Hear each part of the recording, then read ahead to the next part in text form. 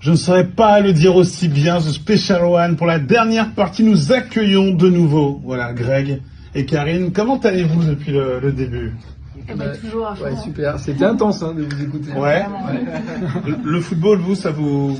Non, mais on doit avouer, on voyage beaucoup, on n'est pas souvent en France. Je sais pas si c'est une excuse, mais c'est vrai qu'on non, mais tant mieux, parce que moi je suis lyonnaise et lui stéphanois. C'est pas une bonne excuse. Le paradoxe, c'est que, Karine, le paradoxe, c'est que tu es lyonnaise, c'est ça? Voilà. Et toi, Greg, stéphanois. C'est le plus gros derby au football en France. Oui, full power. Tu vois, en fait, on est né dedans, donc on n'a pas besoin de se renseigner.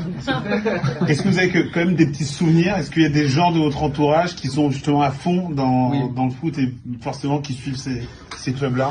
Ouais, non, mais évidemment. T'étais un supporter, hein. Oui, j'étais supporter, évidemment. Non, mais c'est surtout qu'en fait, dans les rencontres qu'on a fait, parce qu'on est rentré après en équipe de France de parachutisme, mais évidemment, quand on était reçu sur des médias sportifs, à chaque fois, ça manquait jamais. Hein. Saint-Etienne, Lyon, et bim, à chaque fois, on y avait droit. Donc, là, ce soir encore, voilà. Donc, ça va parce qu'en l'air, en fait, non, il n'y a pas de problème. Ça va. Allez, on va basculer, on va prendre un petit peu de hauteur avec vous. Alors, parlez-nous de votre discipline, le free fly, c'est ça? Alors, je suis content. Qu'est-ce que c'est? Je suis content de pouvoir partager avec les auditeurs de Beurre FM parce que ça parle normalement à personne.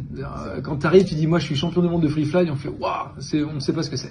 Alors effectivement, il existe le free fly et le freestyle, et ce sont deux des disciplines artistiques du parachutisme sportif. Ça fait un peu long comme ça, mais oui, aujourd'hui on peut sauter d'un avion, ça fait même longtemps, et depuis 50 ans c'est devenu un sport enregistré au ministère des Sports. Donc il y a des délégations françaises, des équipes de France, il y a tout un dispositif.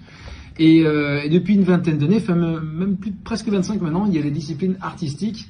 Donc avant, je pense que les gens, ils ont en tête ou le mec sous voile qui arrive sur une cible, ou alors ces 4 mecs à plat qui font un maximum de points. Je pense que c'est les images qu'on a tous en tête.